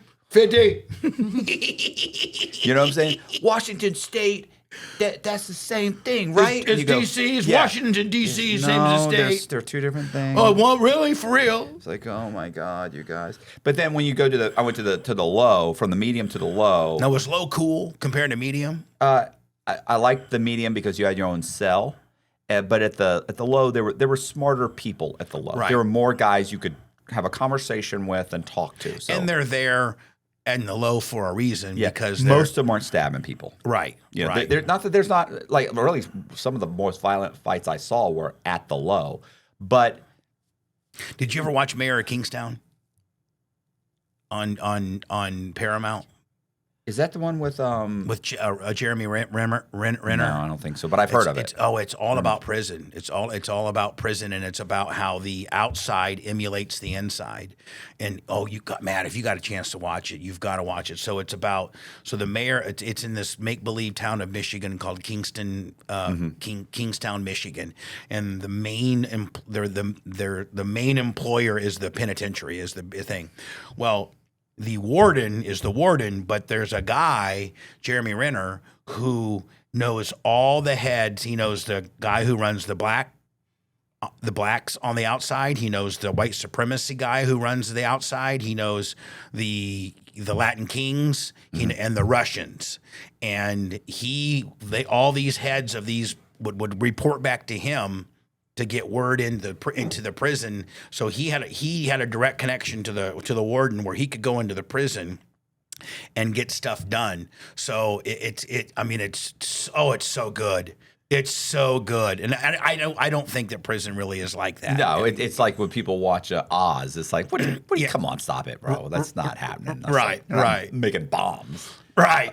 What was the worst thing you ever saw in prison? He heard me say this. He's heard me say this. Colby. Colby's. It's The it's library that story. and yeah, I was gonna say, and I've seen guys get stabbed. I've seen, not that I'm standing next to the guy, but I've been there 20 feet away, Right. and I've seen guys get hit with locks, like on a belt with a lock, and get hit in the head. I mean, and I'm literally, the lock flies right by my head and hits the guy's head right here. Boom, falls down. Boom, boom, boom. You kill a guy with a lock, right? Yeah, you could, at least your head bleeds a lot. We're talking about, he had a white shirt on that was completely dark red by the time he'd just been beaten almost senseless. But and I've seen lots of fights and all that stuff, like vicious fights, not like a high school fight. But when the lock shit's happening, are you like? Oh yeah, you back up because you're really trying to get away, because the cops they'll rush in and they'll grab those guys, the general vicinity, and everybody else is standing around because they may be involved, or they saw it and they want to get some of those guys, or some get kind them of in there, bullshit. because they pull them into the shoe. They're not going to say anything in front of the other inmates. They get them in the shoe and they're like, "Well, we're going to let you out right now. What happened? Okay, here's what happened." Right. So, but you don't even want to be in that. I don't. You want to walk away, right. Because they also may keep you for fucking 10 days. And even if you go to the shoe for 1 day, by the time you get out, you've lost your cell. Like, it's a whole process. You're starting back over in the fishbowl. And the motherfuckers know you went to the shoe, so now they're saying he might have talked in the shoe. Yeah, he might have talked. He might have this. Even though you're like, I didn't say a word. Yeah, whatever, motherfucker. Right. So, okay. So how many times did that happen to you? Did you have to go to the shoe? I went to the shoe 3 times. Oh, really? 3 times, 4 times. I never did anything. They would just happen to scoop me up for something stupid, and I know, but you get out a month later. Is it as bad in the shoe as they say it is? No, it's not. Like the shoe. Can you jack off? Yeah, of course. Oh, okay. Of course, that's half my fucking day. That's no problem. I got a fantasy. I to do the whole Just fucking 30-minute fantasy. Yeah, fuck yeah. But I do okay in prison. I they jack have off all the time. They have a shower. The shoe in Coleman is different than most prisons. Most prisons, I'm sure it sucks, but in Coleman, like, there's no roaches. It's cold, but you have a shower. You have a shower in your room. You have your own, so everything's right there. Yeah, and it's not so full that you're packed with other people. You could. I spent 45 days one time, and I'd say 30 days I was just by myself reading, and then finally, and they come to you and they knock on the door. They go, "Cox, you want a roommate?" And you're like, "No." And then one time they finally, had been 30 days, so finally, "Cox, you taking roommates?" I'm like, "Absolutely, get somebody in here." I need to talk to somebody. I'm bored to death. Right. And then for probably 2 weeks, and I would had you two be different like, roommates. would you be like a couple little bitches just reminiscing about just? Oh, you're just telling stories. Just telling stories. Yeah. Yeah. How'd Hey, you get where here? you What happened from? with this? Yeah. I remember one time. But anyway, so the worst thing I ever saw was, I feel like I told you this on your show, was Maybe you did. I'm sitting in the library. Writing, right? So I was in the medium. I know it was in the medium because in the low, when you're in the library in the low, it's packed full of people. In the medium, it probably holds 40 people, and there's maybe 4 guys in there. Right. Like, these guys are all working out. Right. So I'm sitting there. Pumping iron. Yeah, I'm sitting there writing something. I don't know what I'm jotting down, like an outline or something for my story, I think. And I'm jotting down an outline, and there's they call him a punk, right? A gay guy, but he's like I guess they call him now like a transgender, right? So he's a punk. He's got a thin black guy who's got long dreads on his hair. I mean, listen, he's emulated a woman the best you can. Sitting there reading like a Vogue. So doing this, like doing the Right. reading the, and you're sitting there and nobody's Kind of paying. flamboyant. Yeah, nobody's paying attention. And all of a sudden, this guy walks in, this black guy, probably 6'2", massive. I mean, massive. Like middle linebacker shit. I mean, everybody went whoa, and looked up and then looked back down like, Jesus, this guy's huge. He's never stumbled in the library in his life. Right. He walks in, walks over to the punk and goes, "Can I talk to you outside?" And the punk just sits there, turn the pages, looking. "Can I talk to you outside?" Oh shit. Now, are you watching this? Kind of watching. Yeah, we're all kind of glancing up. Mm-hmm. "Baby, can I please? Baby, please. Can I talk to you outside? Baby, please." And, "I don't like the way you talk to me in front of your friends." "Baby, please. Baby, please. Can I talk to you outside? Baby, please." I've never been so fucking humiliated in my entire, like, I felt so embarrassed for this guy. He was humiliated, and everybody. She's bitching him out, course. he's bitching him out. Yeah, and everybody everybody's like glancing up, and he's looking around, and everybody's immediately looking down. You're like, I'm not looking at shit, motherfucker. I might have killed you just looking at you. Yeah, like, right. did you just see me call this fucking dude, baby, please come outside? I'll kill you, motherfucker. Right, I'm not paying attention. I'm writing my timeline. Finally, the punk gets up, and they go to walk outside, and he like puts his arm on the, to grab him, and he goes, oh, baby, please, can I talk to you outside? Don't touch me. And I'm just like, it was the worst thing I'd ever seen in my entire life. They go outside, the punk comes back inside, they have another little fucking tiff. Finally, they go back outside, the punk comes back, sits down, the guy leaves. I mean, everybody in that fucking room in that library was so fucking uncomfortable, right? It was more uncomfortable than I was watching that dude get the shit kicked out of him with the lock. Right. And bleeding all over that was almost like entertainment in comparison. Right. And it was an embarrassment that I could not escape. There wasn't 1 ounce of blood. There wasn't 1 ounce of violence. It was just the whole situation, the whole body of work, right? Yeah. Wow. Pure. I mean, it was the worst thing. The Vogue. He was in charge. Yeah, oh, absolutely. I mean, like, no, that was a relationship. Yeah, that was a war daddy and his punk, and the punk is running shit. Oh, yeah. That guy's got a life sentence, by the way. He's got a life sentence. This is the closest he's ever going to come to a relationship. Right. The big guy. Absolutely. It was the worst thing. Was that in Coleman? It was in Coleman Medium. Wow. Horrible, bro. Wow. These people have like mental illnesses. And I don't mean because of the transition. I just, in general, they've built a life in there and in their minds. Like, see, you actually were probably really normal. Absolutely. I mean, like you were suburbia Matt. You know what I'm saying? When I would go to see my counselor every single time, every new counselor, you got a new counselor constantly. You'd sit down and they would just like look at your stuff. They'd be like, what are you doing here? Yeah, like what the fuck? You're if you weren't so goddamn fraudulent, you'd be living with a 3-2 ranch, mowing the lawn on Sundays, motherfucker. You're walking around with these? Yeah, with fucking baby, please. I mean, it's horrible. Hey, you guys, I appreciate you watching. Do me a favor, hit the subscribe button, hit the bell so you get notified of videos just like this, and please share the video to all your friends and family. Also, we're going to leave Bubba's link tree in the description box, so you just go there, click on it, and you can go and subscribe and follow all of his social medias, his YouTube channel, everything. Also, he's going to be doing personal. He's going to be doing personal interviews with guests soon on his YouTube channel, which of course will be distributed to the other platforms. Thank you very much. I really appreciate it. And if you want to be a guest, by the way, you can go to our website and you can go to the guest submission. It's like be a guest page, and you can answer a few quick questions, leave a short video, and we will get back to you and let you know. Really appreciate it. Thank you so much. See ya. Nice. Good. I love that.